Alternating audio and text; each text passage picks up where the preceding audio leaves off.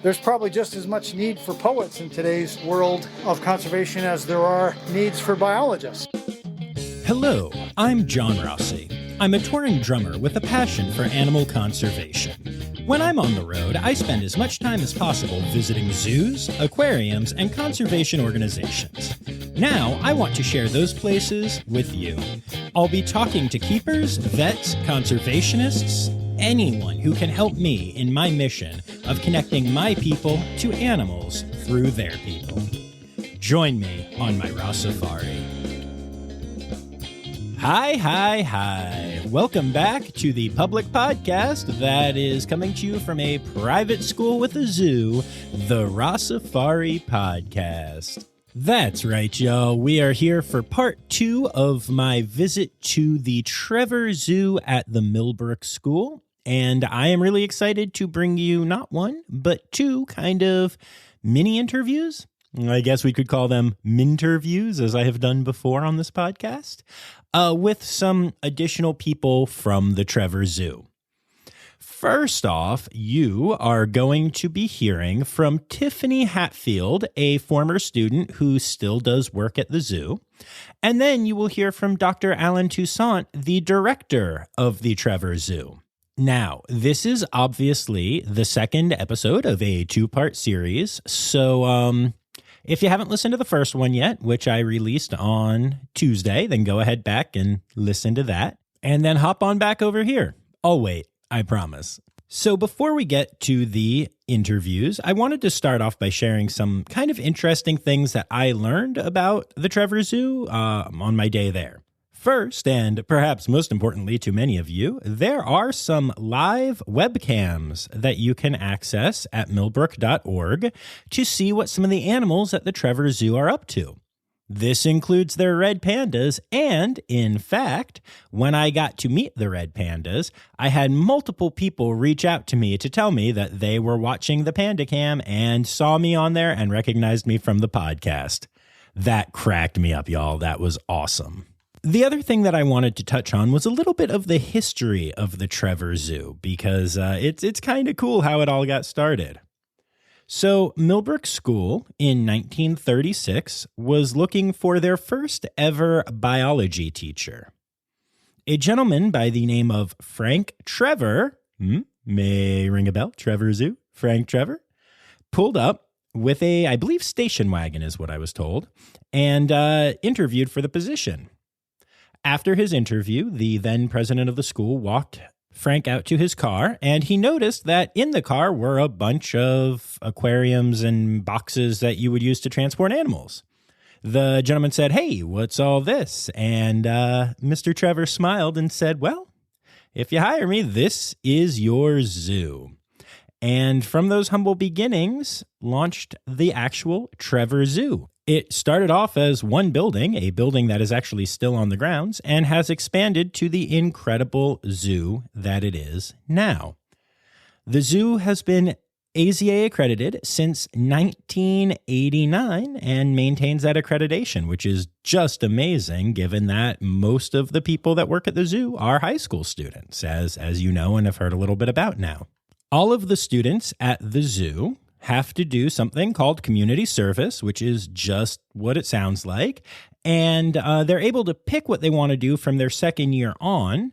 But in the first year, they all try all the different community service things, meaning that most, if not all, of the students that go to Millbrook School end up working at least a couple of times in the zoo. The 70 or so students who decide to continue on and actually work at the zoo regularly are known as Zooies, which is just awesome. On the day that I arrived, I actually got to see a bunch of first years doing their community service at the zoo. It was quite interesting watching a 14-year-old boy be taught the proper way to handle and transport a tortoise, while others were cleaning the exhibit. Student curators, as well as the adult people that were supervising. Adult people? I broadcast regularly. Goodness gracious. I'm leaving it in. I kind of like it. Anyway, the student curators and the adult people who were supervising everything did an incredible job of making sure that the students that were doing community service all knew exactly what they were doing. Communication and responsibility were really, really high on the priority list here. I'm not going to lie, when Dan Cohen, the director of media, told me that I was going to get to see about 70 high school kids running through the zoo doing work, I was a little nervous. Even though they're AZA accredited and even though I have heard nothing but good things, that just seemed like a scary image to me. In fact, it was just the opposite. It was a bunch of people who really cared about each other and the animals, working hard as a team to ensure the best quality of life for those animals. It was really awesome to see. Every year, some of the senior students get to attend the AZA conference, either virtually in times of COVID or not. It's just cool to see that this zoo really does it right. Even though these are high school kids, they are treated in a really special way. They are given responsibilities. They are taught great leadership skills, and they're taught amazing animal husbandry. Whether these experiences end up leading to these people becoming zookeepers or conservationists or, accountants, it doesn't really matter, because at the end of the day, it's going to impact their personal views on conservation and on saving the planet. And that is incredible. Teaching them young has been a huge theme in season 2. You've heard it a lot. And I don't know that there's a place in the world that does it better than the Trevor Zoo at Millbrook School. So let's get to it, shall we? But first, an ad. Today's episode is brought to you by Daydreamers Studios. Do you have stories and expertise to share with the world? Have you ever thought about starting your own podcasts? There's no better time to start than now with the help of a trusted production partner. Daydreamers Studios is a full-service production company that takes all the stress off your plate. You can focus on creating engaging content while they focus on recording, editing, audio engineering, hosting, and publishing on 22 platforms. Log into the advanced remote system with one click, and the Daydreamer team will be on the other end, ready for you to record everything you have to say. Owned and operated by Daydreamer Network, Daydreamer Studios continues on the company's mission to empower storytellers of all kinds by making podcasting accessible to all. For more information and current promotions, visit daydreamernetwork.com/studios.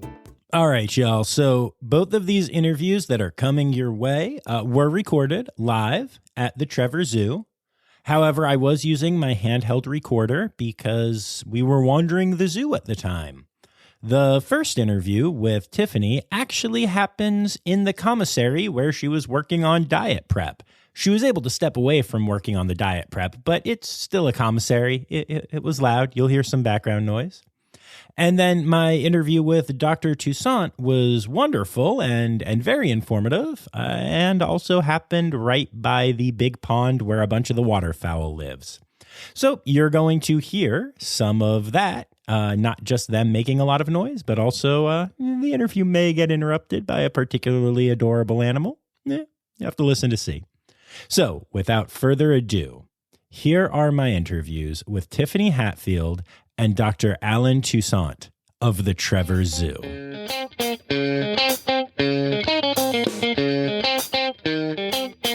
Awesome. So tell me who you are. I'm Tiffany Hatfield. I was a student at Millbrook School, which owns and operates the zoo. So I attended community service. I started volunteering here for the summer program when I was a kid, and now I'm working part-time during my college years. That's awesome. And where do you go to school? I go to Penn State. I just finished my junior year in animal science. Awesome. Very cool. I am a Penn State alum. So yay. Nice. So very cool. So how old were you when you started doing stuff at the zoo here? I was 12, about to turn 13, so right around there. I like how you say about to turn 13 as though 13 is a normal age to be working at a zoo. This is incredible how cool all of this is. What was it like as such a young kid getting to actually do stuff at the zoo, and what did you do at that age? It was really cool. I went to a local middle school here, and everybody was always talking about, like, oh, when you, like, turn 13, you can go work at the zoo. So it was a really cool experience. I took full advantage of it. Basically, you got to follow the staff around and counselors, which are usually high school students that are a leadership position, and you get to go feed all the animals and take care of them with everybody else. So it's really hands-on. It's not just like getting to set up enrichment or something like that. You get to do pretty much everything under supervision. That's just incredible to me. I love that so much. Very cool. And then when you actually started here as a student, what kind of stuff did you spend your time doing? So as a student, the Zooies get to come down and do community service at the zoo. So it's essentially kind of the same thing the volunteers and counselors do. You got assigned an animal, you got to take care of that for a semester. Nowadays, the students get to see the whole zoo, so it's a little bit different from when I went to school here. But I got to do that and then climb the leadership chain again, where instead of becoming a counselor in the summer, which I also did, I got to become a student curator. So then you get to take care of a whole section of the zoo and watch the Zooies and make sure all those animals get fed. And then my senior year, I got to become a head student curator, where I got to kind of oversee an even bigger section and almost the whole zoo as a student. And I also did a bunch of different science projects as a student. So the academic side, which is a little bit less fun sometimes. I actually took a course called Animal Behavior, which our director, Dr. T, teaches. And that was a really cool experience. And then my culminating experience for seniors, which is our big CES project, was on designing and seeing if we could potentially house snow leopards here. So building a snow leopard exhibit, and also seeing if it would affect our red pandas. Because we have such a great breeding program, we want to make sure we don't stress them out too much. So I got snow leopard scents and stimulants from the Cape May Zoological Society. So it consisted of feces, urine, and fur. And I put that in a little container and then gave it to the red pandas. And every day I would test I would collect feces, and then eventually I tested their corticosterone, which is a stress hormone. And at the end, it actually turns out they were less stressed when we gave them the snow leopard stimulants. It was another form of enrichment for them, so they were actually more interested in that than anything else compared to the baselines. That's awesome. And I get it because I'm a fanda. But can you explain to my audience why you thought snow leopards might upset red pandas and where that project came from? Yeah, so snow leopards and red pandas have a similar habitat. It's not quite sure how much it overlaps, if at all, really, because snow leopards are more of a higher elevation, whereas the red pandas will live in the bamboo forests. So there's a potential that snow leopards could prey on red pandas. So we wanted to make sure there wasn't a prey-predatory response, because sometimes animals can have a natural instinctual reaction, like a dog versus a squirrel and stuff. So we wanted to make sure we didn't stress them out too much, because that might inhibit the reproduction. And again, you did this project as a high school student, right? Yeah, so that was my senior year of high school. Ridiculous. Now, you've realized, I'm sure, since leaving here that your experience is unlike what you could get anywhere else, right? Yeah, it's amazing, which is why I keep coming back. I love this place. I owe everybody here so much. And it was a really, really cool, unique experience. I love that. So what's your goal? Well, I'm currently doing animal science, and then I'm hopefully going to apply to grad school soon for wildlife fisheries or wildlife conservation, something around that. So hopefully keep pursuing research and different types of things helping wildlife. Awesome. I love it. What animals did you work with when you were here? I know you said it kind of bopped around a lot, but like, what was your primary focus? I got to work with every single animal here a lot. So I got to see everyone almost every day sometimes, especially over the summer when I was here working as a staff member, getting to do everything. But primarily, I did a lot of training with a few select species, so I got to spend more time with them. That would be our lemur species, so the ringtail lemurs and the black and white ruffed lemurs. Our red pandas, which I'm a little partial to, too. Nice, nice. All right, we can be friends. That's cool. That's cool. Our bobcat, the otters, and when we had coatis, I worked with them, too. Oh, coatis are so cool. They're fun. That's really awesome. Who was your favorite animal while you were working here as a student? I realize you're still here, but you know. My favorite animal was probably Zooie, our male red panda. I got to go to the airport with some of the staff and we got to pick him up. Oh. So I watched the whole transition from being afraid of us to not coming up to us at all, to me going there almost every day, giving him treats, trying to build trust, and then eventually getting him to come up and eat out of my hand. So I was kind of like I want to say I was the first connection he made with somebody here, and that really meant a lot to me. So that still translates to him being my favorite. Yeah, no, makes sense to me. Okay, last question. I want you to go into this a little bit. So we all know that high school is hard. and is a tough time, I mean, for anyone. What was it like having zoo animals as part of that experience? What effect did that have on you as a student? It was really great. During a lot of my free time and when I had a free period, I would come down to the zoo just to hang out or see the staff too. But it was really unique because a lot of times when you have a free period, you're just going to go sit in a classroom and study or work on schoolwork. But when I was working on some of my schoolwork, I got to come down and sit with the red pandas and give them treats, and it was a great way to de-stress. My favorite moment, actually, of all of this was during a finals week. I was really stressed out, and of course, everybody's worried about being relaxed and trying to get through that. It's a rough time, high school finals. So I got to come down, and we actually had 8-week-old fox kits that is an orphan. So it was really tough having to come down and sit with those guys for a couple hours and cuddle them. But it was a great stress reliever, and I mean, where else can you do that at high school? Yeah, no, that's really amazing. As your podcast goes, we are the only zoo, AZA accredited zoo that, operates on this model. Right. We just had our board meeting, and I don't know if this name will mean anything to you or not, but Tom Lovejoy. Yeah. So he's one of, if not the leading biodiversity sort of world conservation. Right. Yeah. And he graduated from Millbrook. Oh, nice. In '59. And so my unstated but real true goal operating the zoo is that we stimulate the mind of whoever's going to be the next Tom Lovejoy. That's awesome. And I always say, we may already have, I don't know, but right. But that, Tom got to Millbrook as a young third form boy, a freshman. Had no idea what he wanted to do, and he said within a week or so of working with Frank Trevor at the zoo and taking his class, I knew what I was going to do for my life. That's amazing. And that's what he's done. So I love that kind of thing. It's very hands-on, just like you can see with our dance program. It's not, sit in a class or just stay in the dance studio theater. Studio or theater? Studio. We're going to run you through a typical series of moves. We're going to go out and you're going to experience nature, and you're going to really push the boundaries and the limits, and do it in an organic, hands-on way. And that just drives me. I think that's cool. Yeah, no, I think that's really awesome. So how long have you been at the zoo? So I've worked at Millbrook for 31 years, or I'm in my 31st year. That actually spans a little bit longer. I started in 1984, worked for 3 years, and then went off and did my PhD. And then I came back ostensibly just as a fill-in for 1 year. Been here ever since. I started in 84. My academic world has been really funny. So I grew up in upstate New York, up near the Canadian border, near Plattsburgh. Okay. I went to public school. From there, I went to Vassar, unheard of in West Shazy. Wow. And then from Vassar, I did my graduate work at the University of Texas.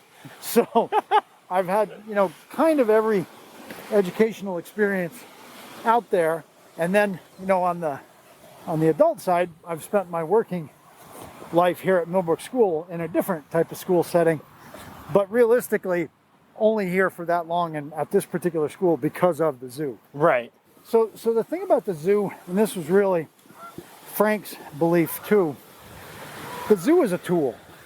It's really cool to have these exotic animals, and they're fun for us adults to work with, and they're certainly fun for the kids to work with, but they're a tool to get kids to understand the bigger picture of nature and conservation, and what their role in that is.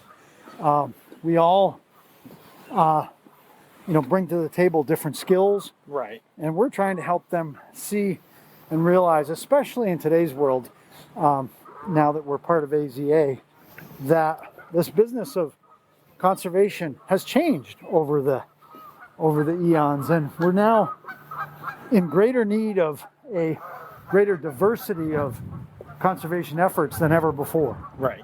So it doesn't matter so much if you are not, a big animal poop shoveling lover.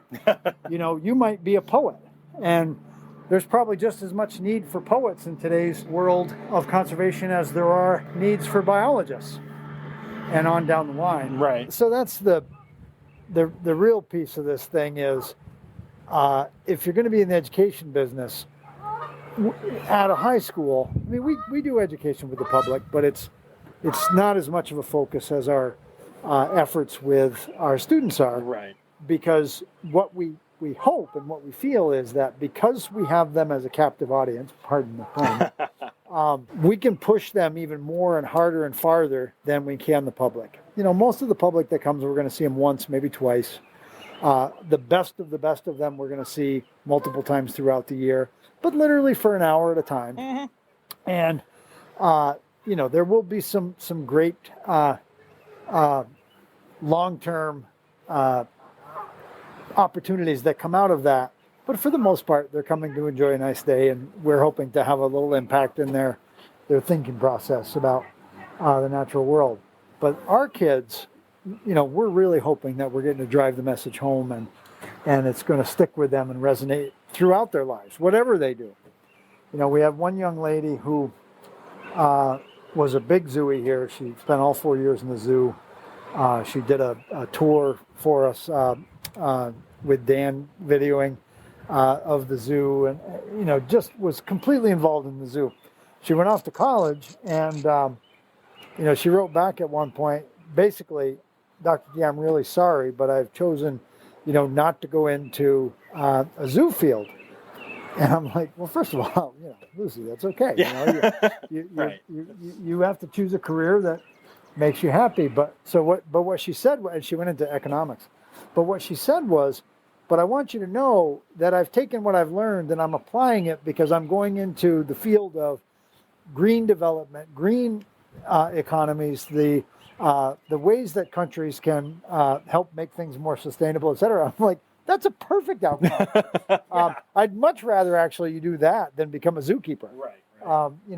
Your skills are probably going to do more to solve big conservation problems than if you were to become the Bronx's greatest lemur keeper. Right.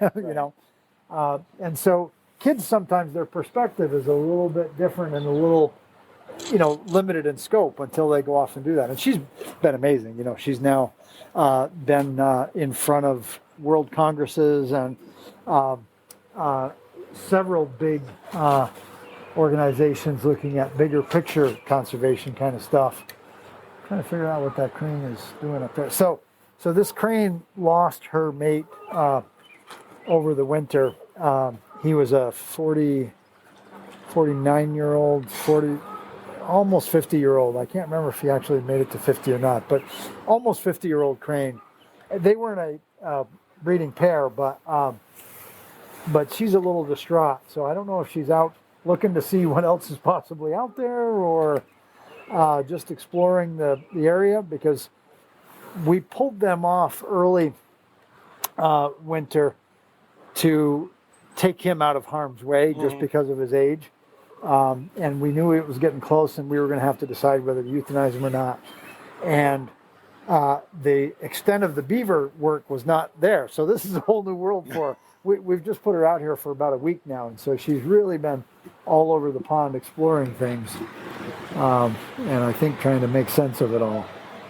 That's another big, part of our teaching tool with the students is to, at least from my perspective, is to always get them to go back to trying to think with empathy for the animals. What is the animal experiencing?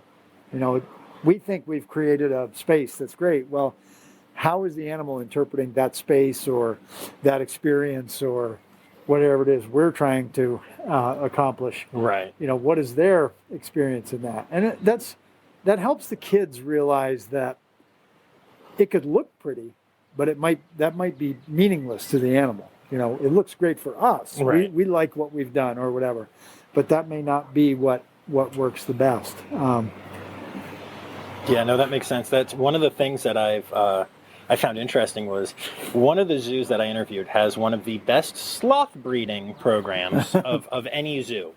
And where they house their sloths, each one has a carrier and some tree to get down to the ground, like some branch. And that is it. Yeah. You know, some water, some food, obviously. Right. But none of the cutesy cool stuff you see in sloth exhibits everywhere. But those sloths are so happy and so comfortable that they are breeding like rabbits. Very slow rabbits, but rabbits. Yeah. Yeah.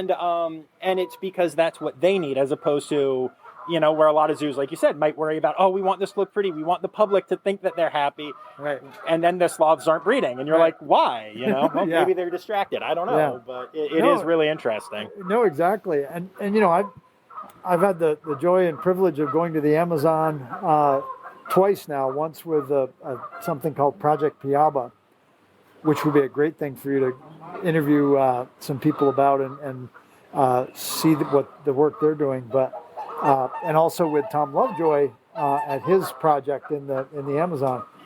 And you know, the Amazon from the air, you see all the photos and stuff, looks beautiful.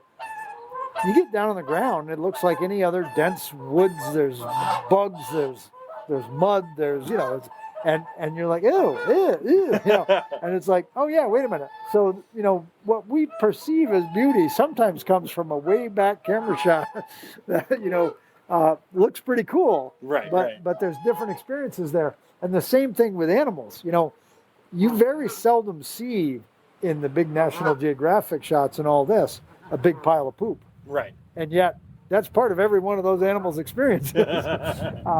And so, you know, that piece is, you know, is an interesting dichotomy within AZA. We're always trying to look great for the public, but it doesn't always mean that that's what's great for the animals. Right.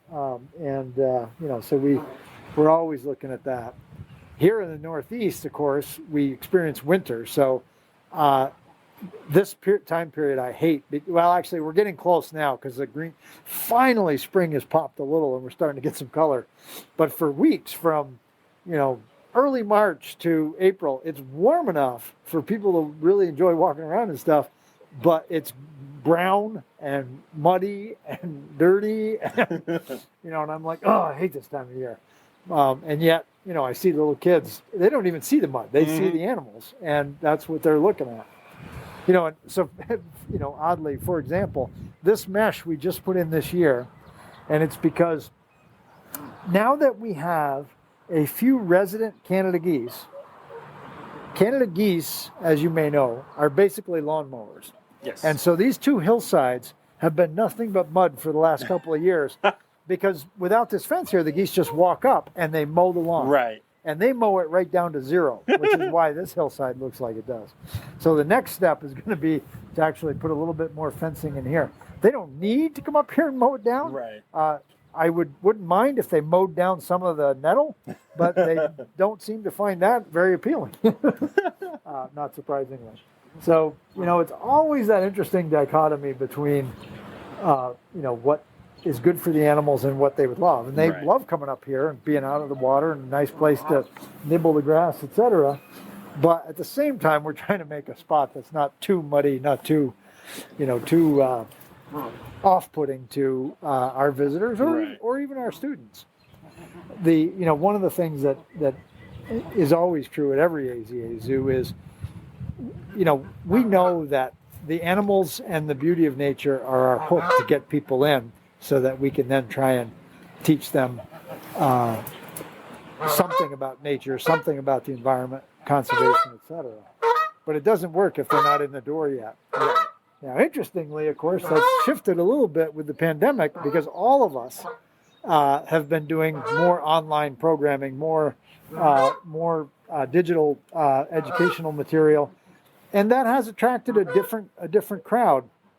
I think Dan was telling you a little bit about our early forays into broadcasting cameras, and it amazes me that we still have there's a guy, and he's in England, and there's a woman in, I can't remember if it's Denmark or somewhere over there, who one of them watches our pandas and basically, you know, says, hey, I noticed the pandas didn't have any bamboo this morning. Is there a reason or whatever? Yeah. that's how intently they're watching. And they send me an email. Primarily, I get them because mine's the first email that pops up on the Trevor Zoo website. And then we have when we have great blue herons nesting, we have people literally all over the world watching these great blue herons, and that's when you know that you have some power and ability to tweak the experience and message out there for folks. So we hope we're doing it well, and Dan's been a great help with that because his expertise and real dedication to perfection means we're putting out a pretty high quality product despite being probably the smallest by budget and very close to the smallest by size AZA zoo out there. Yet we're able to put out a pretty high quality product in that sense. But it's this is an interesting time to be in the zoo world. We're playing a bigger and bigger role in education as schools get strapped more and more for resources and ability to do some of these outdoor experiences, etc. But at the same time, we also are facing lots of pressure from animal rights groups, from people that, for the most part, at the base understanding, are on the same page as us. They want quality experiences for animals and best animal welfare possible. We may not always agree on how to accomplish that. Right. Sometimes they're like, there should be no zoos. Animals can only be in the wild. We're much more of the belief that, these animals help tell a message and do some education that actually are going to do greater good and save the greater animal population out there in the world. But, that'll be a debate that will probably go on forever. But as I say, at the base, we all want the same thing. Right. We want absolute high quality standards. And, from my perspective, again, as a small facility, we've spent $0 on this pond. Not exactly true, but essentially $0 on this pond. And yet I would argue this pond is, ounce per ounce or square foot per square foot, one of the best, most natural waterfowl exhibits you're going to find. Mm-hmm. Yeah, same with your otter. Yeah, same with the otter exhibit. Now, you are probably going to get less of a close-up underwater experience of seeing the otter, but those otters have an almost natural ecosystem in which they get to swim and play and catch fish and et cetera. So, again, it's always that balance between what humans want and what is best for the animals and, what the animals want, and can we tweak them a little to get them to be in a way that they'll be happy to show themselves to the public. And, our best way to do that is choice. So, we don't lock anything on exhibit. Sometimes to the annoyance of the public, they say, we've been looking for the wolves for an hour. And of course, right next to them is a screaming 4-year-old. And I'm like, well, the wolves can go where they want. And I can tell you, they're not going to come over here. I can tell you how maybe you could get them over if you could find a way to appease your child a little bit. And, it's not necessarily the child's fault. No, I know what you mean. Having a bad day for whatever reason. Doesn't mean the wolf wants to see it. Right, exactly. So, and we try real hard to help people understand that give and take with nature. It's like, do you go out in nature and expect to see a lot of nature if you're yelling a lot and screaming? No. We do. We do a lot of programming with our third formers, which is so we're in the old English system where form is grade. So third form is 9th grade, and that's because it starts at 1 and 2, which is middle school. Okay. But we don't do middle school here, so we start with third formers. So with our third form, and we just did one this weekend, we do a lot of outdoor programming, everything from camping to a winter night hike. Nice. To what we just did this Saturday is birding. And trying to, first of all, you're getting freshman boys and girls up at 6:30 in the morning. And you get them out, and it's chilly. And it was actually overcast this Saturday. So they're out on a damp, chilly morning at, by the time they get there, 7 a.m. And then we're saying, okay, now you got to be really quiet because we're going to hear more than we're going to see. And that's almost impossible. But we still saw some pretty cool stuff. The warblers were pretty active and coming through, so we saw quite a few of those. Nice. And, this was a pretty good year in terms of seeing stuff, but also just allowing them to be third formers out there having some fun. Right. That's really cool. Even while they were cold and ticked off a little bit at us for getting them out there. But so Very cool. And just then, our interview was interrupted in the best way possible. So you're looking at one of the culprits of the poop on the deck. Ah. They love to come up here and be dry and hang out. Hey, buddy. What's up? What's up, huh? These are Muscovy ducks. Muscovies are amazing. Yeah. Hello. That's my pants. It's time now, don't you know? We've come to the end of the show. But there's one tale left to go. You're gonna laugh and say, oh no. It's time for the Rossifari poop story. You know, one of the things that is, this is gross, and I'll try not to be too graphic, but you know, like anywhere in any living system, things die. Mm-hmm. And I always say, if you're doing your job well enough, your zoo collection dies of old age. Right. And probably the grossest thing that I've ever experienced was we were doing a necropsy, which is an animal autopsy. And we do them on every animal that dies, even if we're pretty sure it either died of old age or we know what caused the death. Right. But you learn things. You know, you learn what your husbandry practices look like inside of an animal. Sure, And it, you know, is harmless to the animal because they've passed away. So we were doing a necropsy on a alpaca. And as you may know, any of the large herbivores, they have big parts of their stomach that are dedicated to digesting all that plant material. And you want to be very careful when you're doing a necropsy to not nick those portions of the stomach because you're looking for other stuff in there. And the veterinarian got a little careless, nicked that stomach, and there was an explosion of gas and material, which went out like a bomb would, which means in all directions all at once. And so I got my face and everything was covered, and that was pretty gross. That's probably the grossest thing I've ever done. I mean, That's a good one. I've shoveled lots of poop and done lots of Right. things, but exploding stomachs were not high on the list. You know, the flip side of that story is we have a lot of students that come and they say, I want to be a veterinarian. Right. And sometimes that holds and sometimes that goes away as they learn more about what that means and the work involved, etc. But so we had this one young man who said he wanted to be a veterinarian. And that was, you know, so we try to pair students up with the vets whenever they're here and whenever the schedule allows for anything, for Sure. cool things.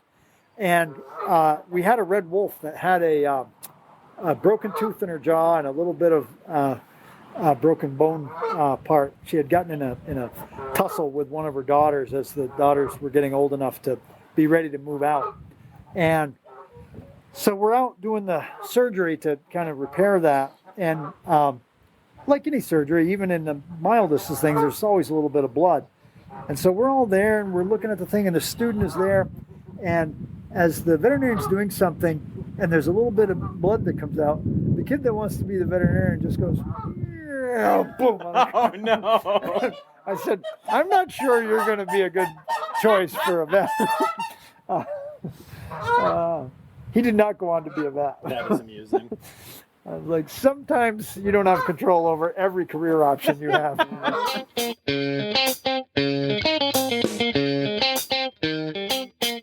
Well, I am incredibly grateful to Dr. Tousignant and to Tiffany Hatfield for sharing their stories with me, and I hope y'all enjoyed them because I know I did. Remember, you can find the Trevor Zoo at Millbrook on Facebook and on Instagram at Trevor Zoo Millbrook. And of course, you can check out the website millbrook.org to learn more about this amazing school and the amazing zoo found within. Also, if you would like to hear even more from the Trevor Zoo, don't forget that you can go to patreon.com/Rossifari and sign up to be a monthly patron of the show. For as little as $3 a month, you get bonus content, including bonus audio from episodes, including this one. Special thanks to Laura Schenk and PJ Bevan, my two Red Panda level sponsors, but also thanks to all of my patrons. I love you all. And remember, whether you are a patron or not, it's important to know that the word credits backwards is Steiderk. The Rossifari podcast is produced, hosted, and engineered by John Rossi. Editing and fact-checking by John and Dr. Zooie Vesley Gross.